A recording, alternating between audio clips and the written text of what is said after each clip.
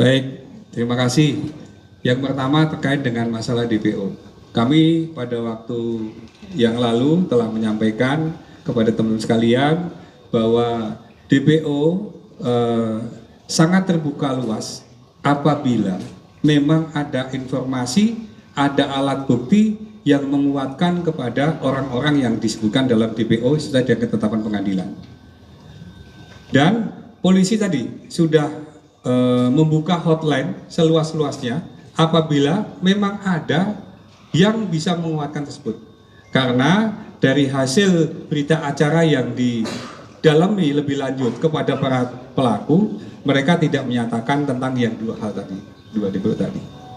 Nah, kalau dari DPO tadi atau dari para terpidana atau para pelaku yang lainnya tidak menyampaikan ataupun tidak menyebutkan secara khusus dua hal ketika didalemin, tidak ada alat bukti yang bisa menguatkan ke sana. Tapi waktu yang lalu sudah kami sampaikan, apabila ada alat bukti yang bisa menguatkan nama-nama yang menjadi DPO tadi, polisi sangat berterima kasih untuk bisa kita ungkap sama-sama menjadi terang-terang. Namun kalau memang orangnya tidak ada atau orangnya fiktif misalnya, tentu saja itu juga akan kita berikan kepastian. Itu sebagai jawaban yang pertama. Yang kedua, masalah keterangan dari Ananda Sakatatal, karena pada waktu itu dia masih di bawah umur, tentu saja dia bagian dari tersangka. Dia memberikan keterangan yang sebenar-benarnya itu juga akan membantu dia. Dia menolak memberikan keterangan juga boleh. Dia diam juga boleh. Tadi seperti tadi yang ditanyakan oleh teman kita di Jawa Pos, bahwa itu adalah hak dari tersangka. Namun ada satu hal yang perlu kami sampaikan. Sebenarnya saya tidak mau memberikan foto-foto ini.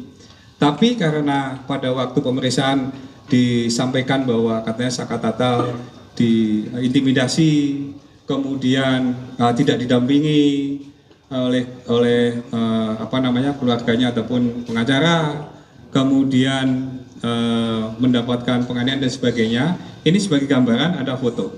Ini adalah foto Sakatatal ketika diperiksa tahun 2016. Dan dibilang bahwa katanya yang memeriksa adalah Rudianta atau ayahnya Iki. Ini diperiksa oleh penyidik Polres Kota Cirebon.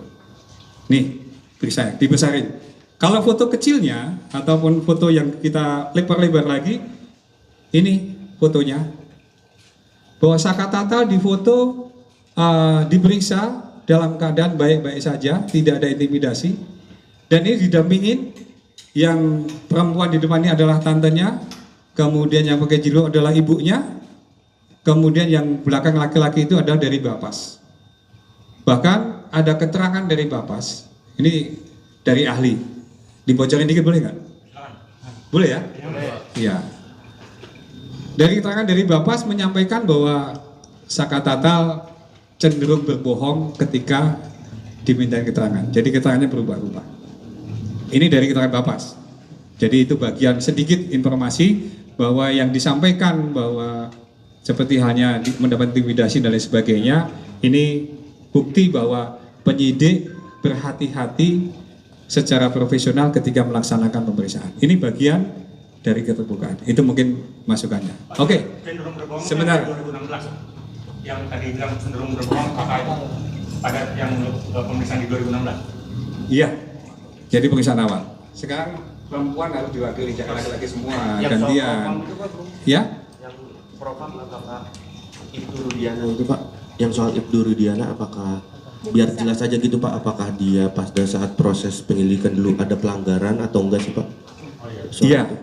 Untuk tentu saja terkait dengan semua yang terkait kasus ini, baik itu penyidik awal dari Laka Lantas, kemudian ada yang nangani di TKP awal, terus ada Ibtu Rudiana sebagai ayah korban, semuanya sudah diperiksa oleh Propam maupun dari Itwasum, dan sampai dengan saat ini semuanya sesuai dengan ketentuan.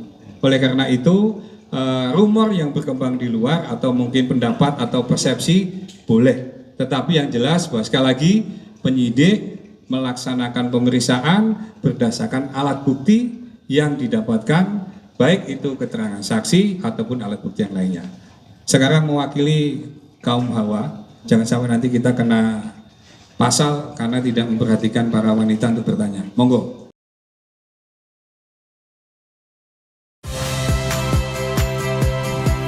Saya Cynthia Rompas. Saksikan program-program Kompas TV melalui siaran digital, pay TV, dan media streaming lainnya. Kompas TV, independen, terpercaya.